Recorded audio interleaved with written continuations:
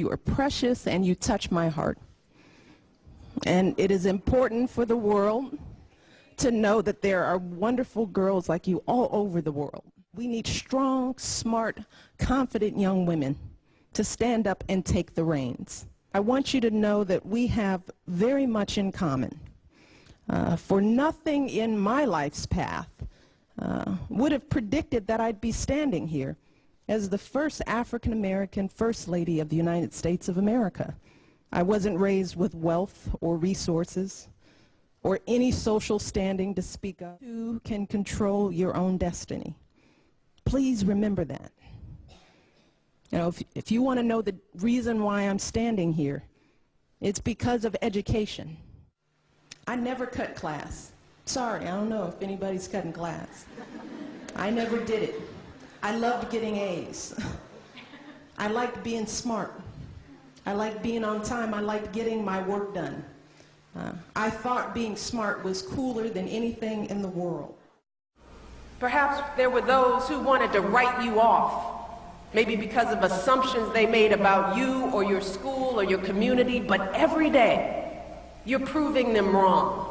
You're proving that it doesn't matter what anyone else thinks about you or what you can achieve.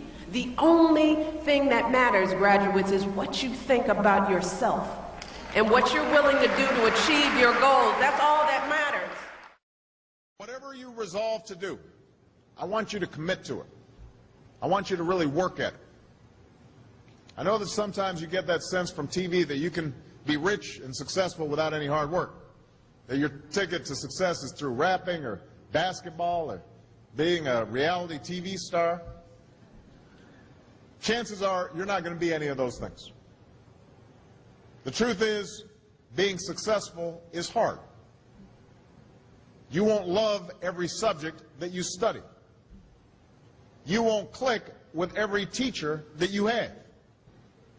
Not every homework assignment will seem completely relevant to your life right at this minute. And you won't necessarily succeed at everything the first time you try. That's okay. Some of the most successful people in the world are the ones who've had the most failures.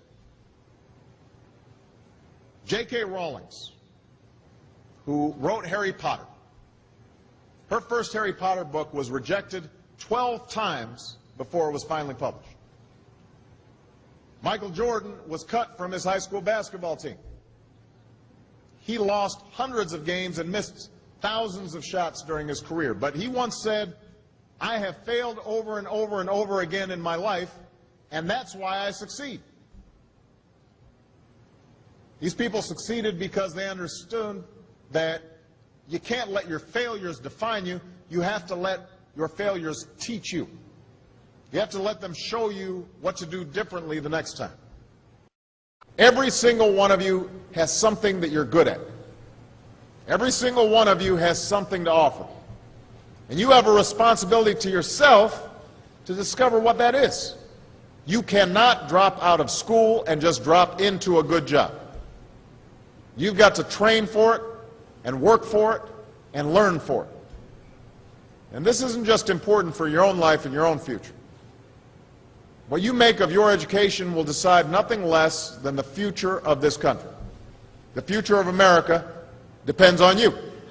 So today, I want to ask all of you, what's your contribution going to be? What problems are you going to solve? What discoveries will you make? What will a president who comes here in 20 or 50 or 100 years say about what all of you did for this country?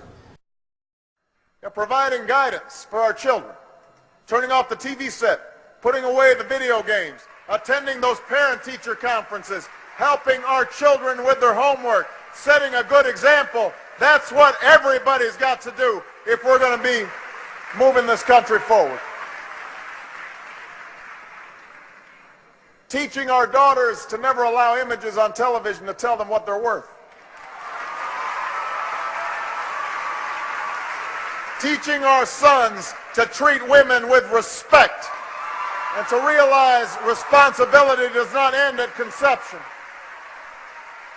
That what makes them a man is not the ability to have a child but to raise one.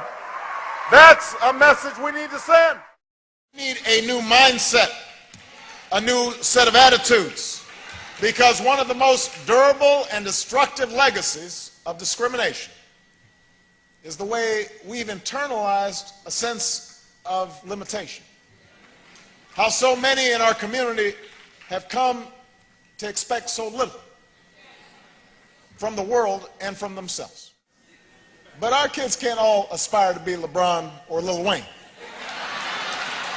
I want them aspiring to be scientists and engineers, doctors and teachers, not just ballers and rappers.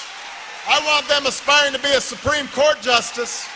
I want them aspiring to be the President of the United States of America. Maybe you could be a mayor or a senator or a Supreme Court justice, but you might not know that until you join student government or the debate team. And no matter what you want to do with your life, I guarantee that you'll need an education to do it. You want to be a doctor or a teacher or a police officer? You want to be a nurse or an architect, a lawyer or a member of our military? You're going to need a good education for every single one of those careers.